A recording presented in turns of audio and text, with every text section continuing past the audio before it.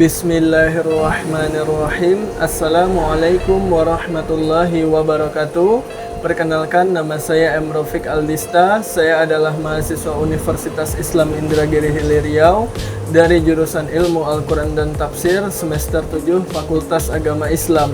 Jadi pada kesempatan yang baik pada kali ini saya akan mereview salah satu buku Qiraat Al-Quran yang ditulis oleh Bapak Dr. Ridaul Wahidi MA dan Bapak Abdul Wadud Kaspul Humam M.Hum.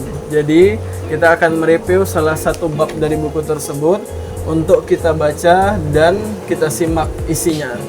Oke, kita langsung saja melihat di pembahasan daftar isinya. Jadi di bab pertama itu mengenal ilmu qiraat Al-Quran, yang di bab kedua sejarah dan perkembangan qiraat Al-Quran, bab ketiga historitas perbedaan qiraat Al-Quran, bab keempat qiraat mutawatirah dan imam-imam qiraatnya, dan bab kelima qiraat sazah dan imam-imam qiraatnya.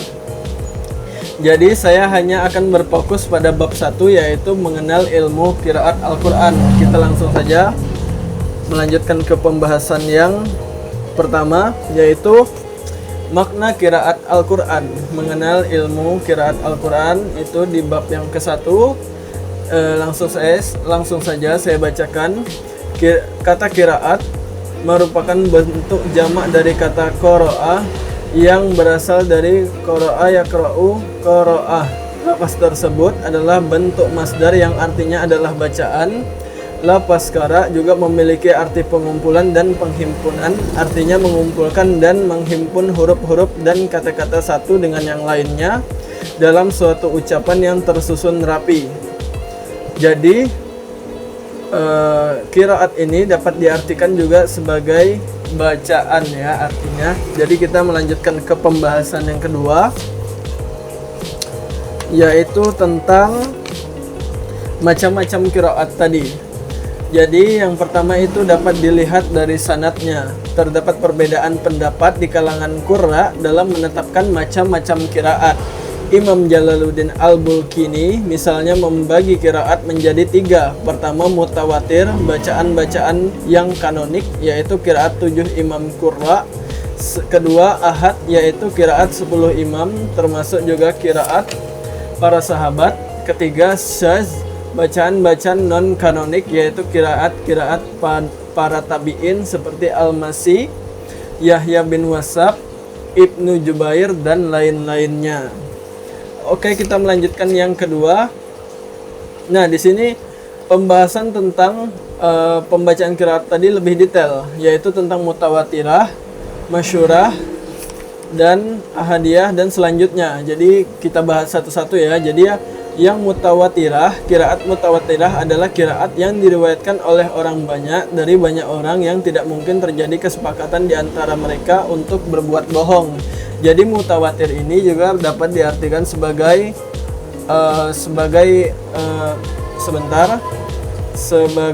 orang yang banyak meriwayatkannya.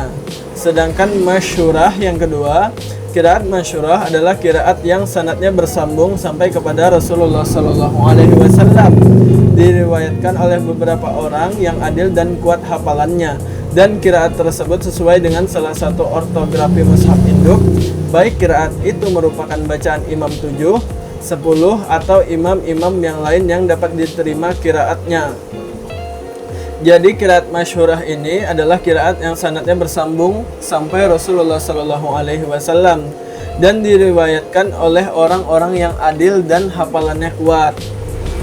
Kedua qiraat ini termasuk bagian dari Al-Quran dan boleh dibaca baik di dalam maupun di luar sholat, dan termasuk ibadah jika dibaca, sehingga yang mengingkarinya dihukumi kafir. Melanjutkan pembacaan qiraat yang ketiga, yaitu ahadiyah. Qiraat ahadiyah adalah qiraat yang sanadnya terhindar dari cacat, akan tetapi menyalahi ortografi mushaf Utsmani dan tidak sesuai dengan kaidah bahasa Arab.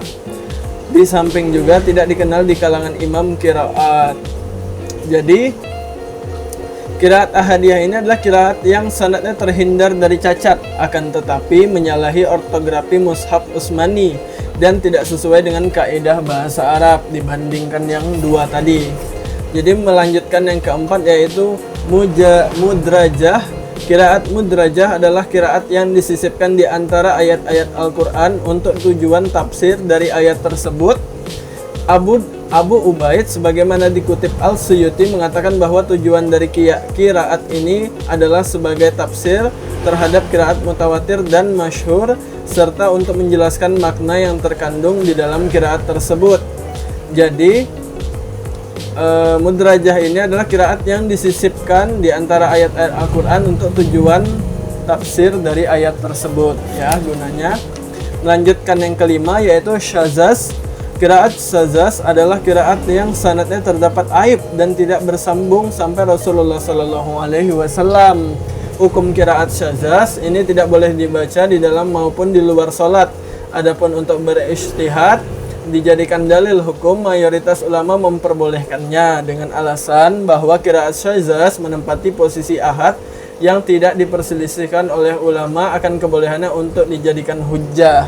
Nah, di sini jadi hukum qiraat syazaz ini tidak boleh dibaca di dalam maupun di luar salat. Yang keenam itu ada bacaan qiraat maudhu'ah ya. Qiraat maudhu'ah adalah qiraat yang dibuat dan disandarkan kepada seseorang tanpa mempunyai dasar periwayatan sama sekali. Salah satu contohnya adalah qiraat yang dibuat-buat yang kemudian dinisbatkan kepada Imam Abu Hanifah yang dikodifikasikan oleh Abu Al-Fadli Muhammad bin Ja'far Al-Kaizi dan kemudian dikutip oleh Abu Al-Qasim Al-Zali. Nah, jadi qiraat maudhu'ah ini adalah qiraat yang dibuat-buat dan disandarkan kepada seseorang tanpa mempunyai dasar periwayatan sama sekali. Mungkin sampai situ saja dulu pembahasan saya mengenai tentang perkenalan qiraat ya. Jadi pembacaan qiraat itu tadi ada 6. Yang pertama itu tadi ada apa? Mutawatirah. Mutawatirah tadi yaitu qiraat yang diriwayatkan oleh orang banyak, sedangkan masyhurah qiraat yang sanadnya bersambung sampai Rasulullah SAW. Sedangkan qiraat ahadiyah yang sanadnya terhindar dari cacat ya. Jadi qiraat ahadiyah ini terhindar dari cacat. Sedangkan keempat qiraat mudrajah adalah qiraat yang disisipkan di antara ayat-ayat Al-Quran untuk tujuan tafsir dari ayat tersebut. Sedangkan kelima syazaz tadi adalah qiraat yang sanadnya terdapat aib dan tidak bersambung sampai Rasulullah SAW. Berbeda dengan yang masyhurah tadi. Jadi yang kelima tadi tidak bersambung sanadnya sampai Rasulullah, syazaz tadi. Nah, yang keenam sendiri yaitu qiraat maudhu'ah, seperti artinya maudhu yang dibuat-buat tanpa mempunyai sandaran sama sekali gitu. Mungkin itu saja review dari saya mengenai buku ini. Jadi kalau ditotalkan buku ini memiliki dari halaman 1 sampai ke halaman 175. Menurut saya buku ini sangat mudah dipahami. Cuman untuk mengenai qiraat Al-Quran kita memang harus mempelajari lebih dalam mengenai ilmu tersebut.